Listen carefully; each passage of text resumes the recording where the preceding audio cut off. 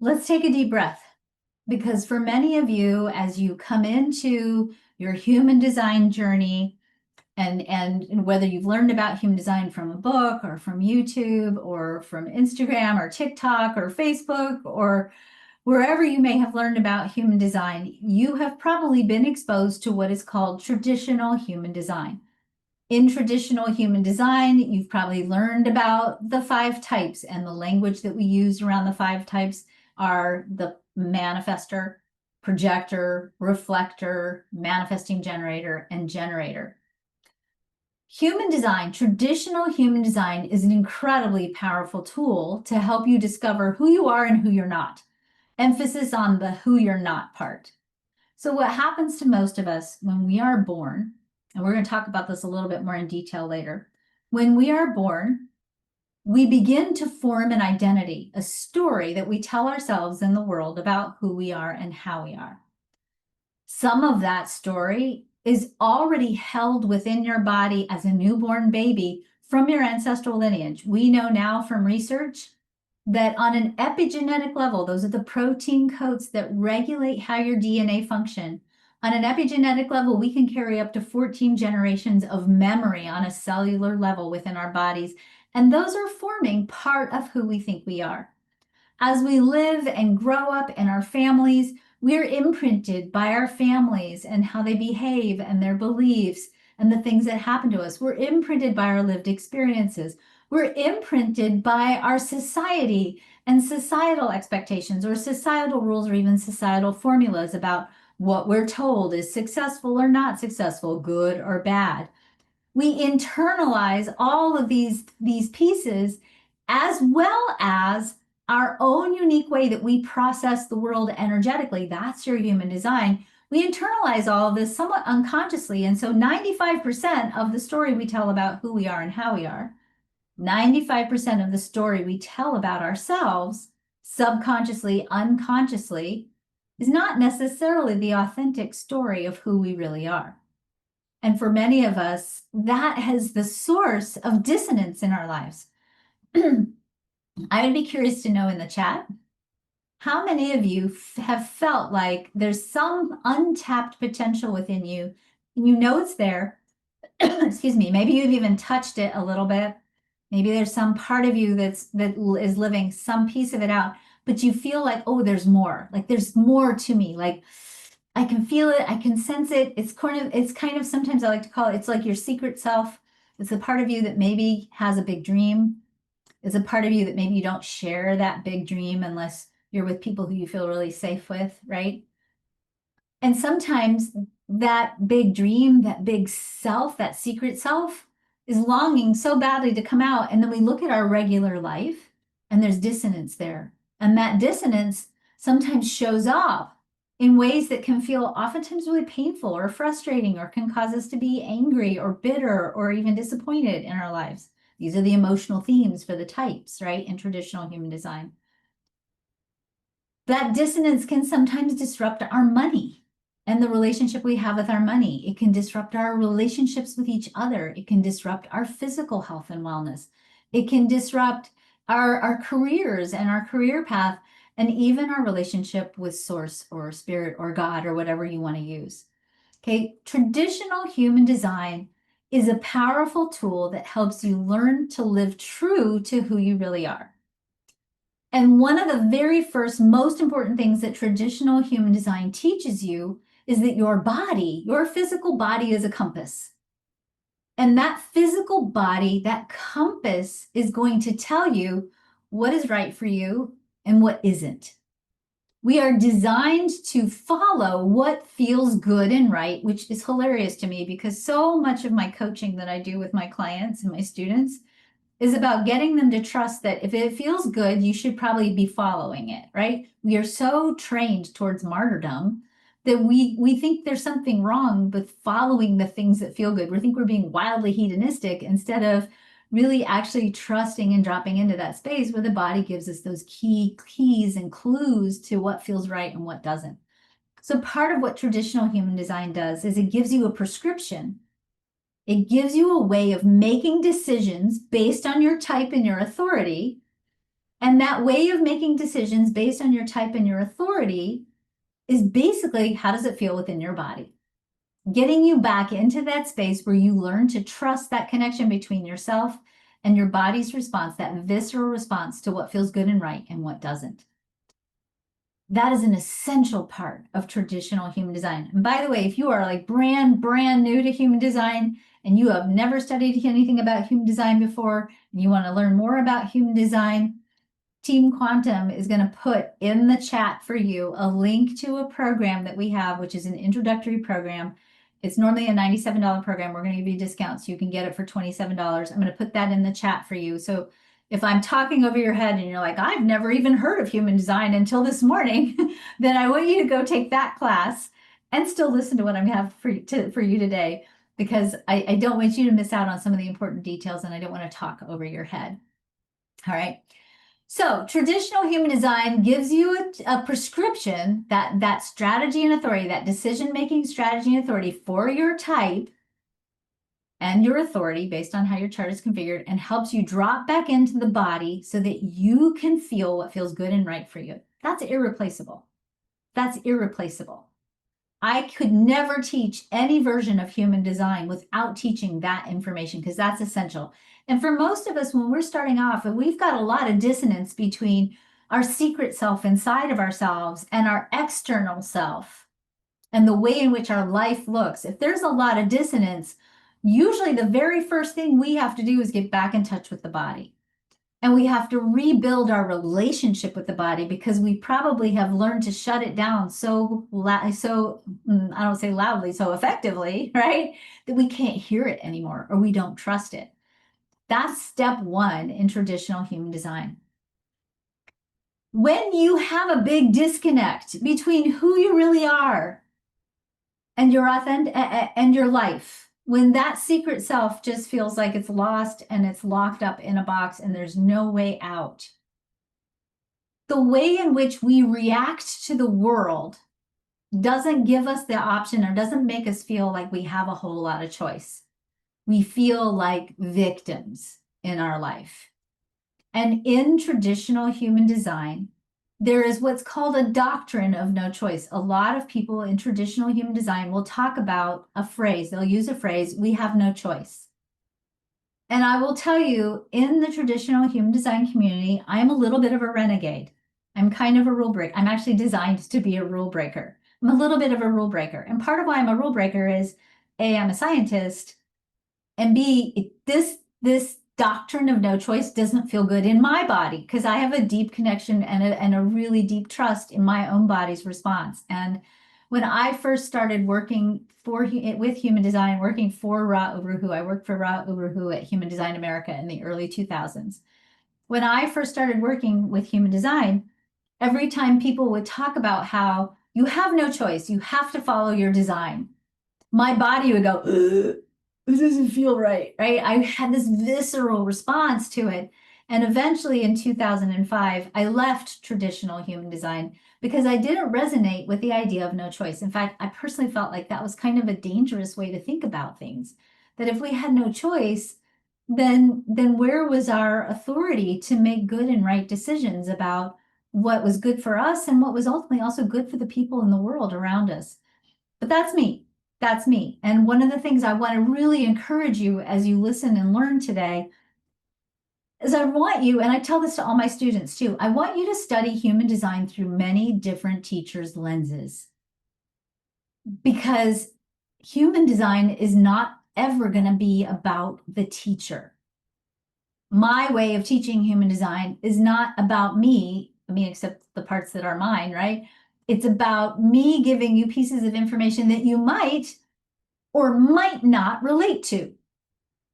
And the purpose of human design is not to get you to follow me or anybody else. The purpose of human design is to get you to follow you, to get you reconnected with yourself and decide for yourself what feels right for you and what doesn't. And if you enter human design and you study human design and you listen to all the different human design teachers out there and you go, wow, this stuff is bunk, it does not feel right for me, and you're trusting your body's response to that, then it's right for you to not love human design. to not be called to learn human design or to study or to integrate it into your life.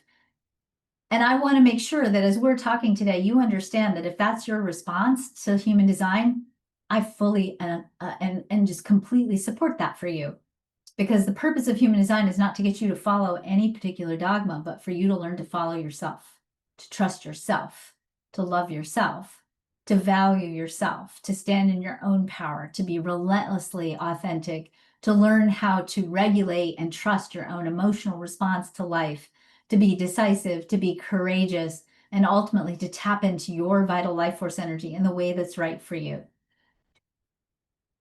When I worked for Ra Uru in the beginning of human design, one of the things that he always said was that human design, as it's taught today in traditional human design, is not complete. He always talked about how one day he would go on to create a version of human design for what he would call the awakened person. But Ra passed in 2011 and never got to complete that part of the human design story. And so when he passed in 2011, literally days before my very first human design book came out, he died, which was really horrible timing. And let me just say, I have such deep love and respect for Ra and all the information he shared about human design. And when he died, it was a terrible loss. And to have my book come out a few days later was just, it was so awful.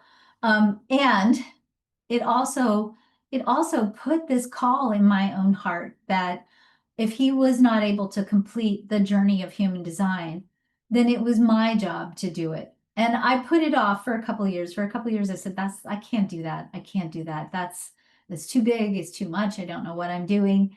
But in 2013, I decided that I really needed to listen to my heart and trust my gut, my sacral. I'm a manifesting generator type, and do the work that I felt called to do to explore how do we evolve traditional human design. Now, my background has always been in healing.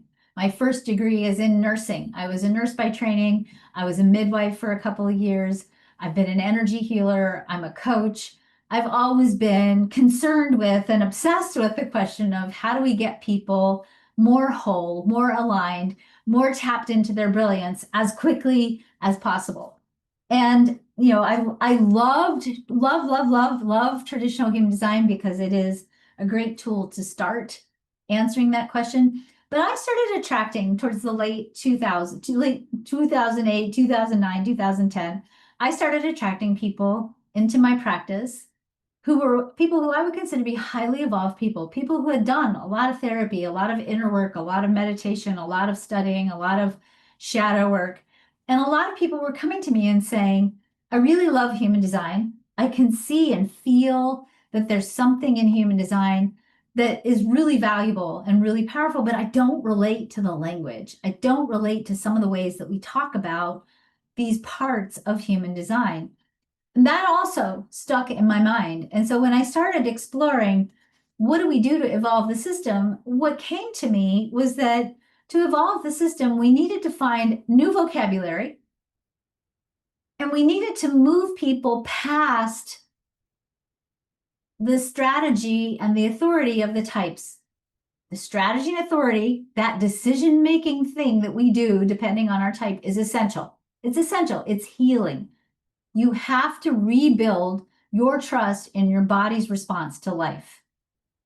But once we know how our body responds to life, then what? Then what? Do we just sit around and wait for things to happen without any kind of autonomy or influence over our outer world? Again, my gut said, no, that's not right. I was trained in a spiritual tradition where we are collaborators or co-creators with Source. That we don't just sit and let life act upon us. We are intentionally harnessing life force energy and using it to create and build a good, beautiful world. And so the idea of simply waiting for life to happen and then deciding, is this good, is this not good, it didn't feel complete enough for me. And so as I began to dive deep and look at, well, what am I going to make this evolved version of human design be about? I started to think about how if human design, when we first start our human design journey, we enter it into the place where we're conditioned. In other words, we enter our human design story when we're either feeling burned out. If you're in chat, post that. If you entered your human design journey from a place of burnout, just say me in the chat.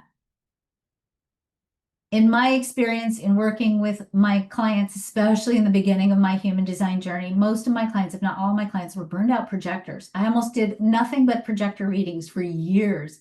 And my projectors were hurting. Like they weren't just like, oh, I'm burned out, right? They were like on the couch, incapable of moving, right? And stuck and really struggling to figure out what's wrong with me. Generators burn out too, by the way. But generators don't burn out in the same way as projectors. For generator types, if you're a generator or a manifesting generator, often the way in which we burn out is we settle for mediocrity. We live a meh kind of life, right?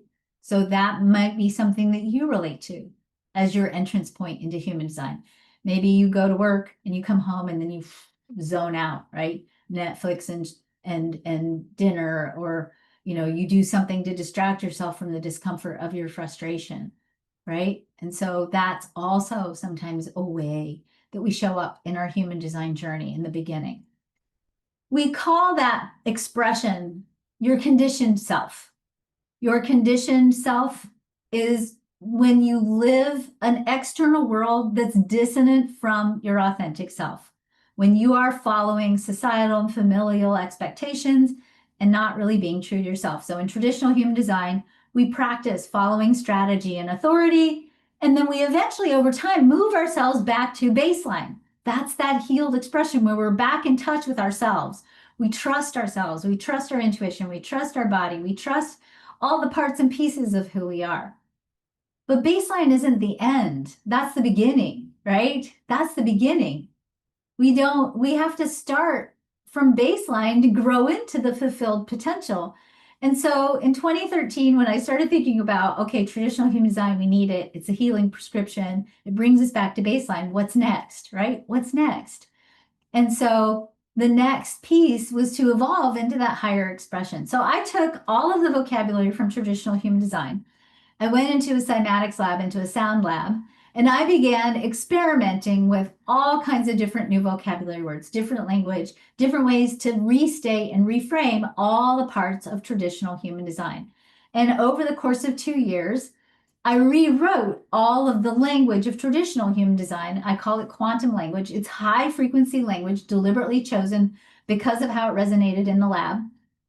And using this language, we support clients with quantum human design in moving from baseline, that I'm back to being who I am, to fulfilling the full potential of that person you were born to be. That's the quantum expression.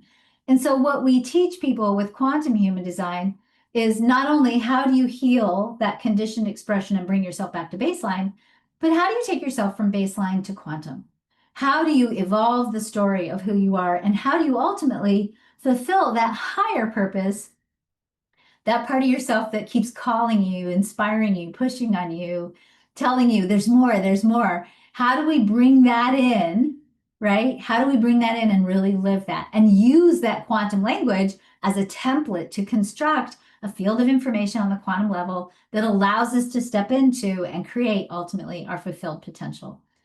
That is the difference between traditional human design and quantum human design, and really you need to know both. Because all of us, I wish we all lived on this little spectrum and I could say, yeah, I'm living over here in the quantum all the time, but I'm not. Sometimes I have some very conditioned moments. Sometimes I have to get myself back to baseline. That's life, right? That's being human. And, the push is to always get towards quantum. We really need to know all of it because it allows us to use our language and our self-awareness and the connection to our physical body as a compass to navigate the space between stimulus and response so that we are consciously choosing what we want to create, and ultimately also to help us co-create with the divine or source or quantum field or whatever you want to call it, co-create with our own innate creative power what it is that we really want to be living in our lives. So the problem with traditional human design just is that if we only teach traditional human design, the prescription of following type and strategy, right? was never designed to be a permanent lifestyle. It's a prescription for healing, or I like to say it's a prescription for holding. So one of the things that I hear people talk about a lot, this is particularly true for you as projectors. My projectors, this is for you, but it's for all of us. What do you do if you're in the shower and you get a really good idea? and your whole body is like, yeah, this is it, right? How many of you have had that experience? I know I have had that experience. My sacral is like, yeah, that's a great idea. When you live at baseline long enough, with your traditional human design, when you are at baseline and you really trust your body and your body's response, and you have those downloads, I'll call them a download, right? Or you just know something is right for you. Maybe you have a dream. I've had that too. When you are in that baseline expression and you trust it and you know it, you don't have to wait for anything else outside of yourself to come towards you. You can trust your own ideas and inspirations because you've cleaned them up. In the process of deconditioning, getting yourself back to baseline, you've also stripped away a lot of those familial and societal expectations, those old beliefs. You decondition the cultural narrative and the norms that live inside of you, and you learn how to live following your own truth, your own path, and your own trajectory. And I had a lot of clients that coming to me saying, I trust myself. I don't feel like I have to wait. And for some people, if some people come to me in a reading and that's what they say first off the bat, I'm often a little bit suspicious because we sometimes want to skip steps, right? And I get that. I'm a manifesting generator. And at the same time,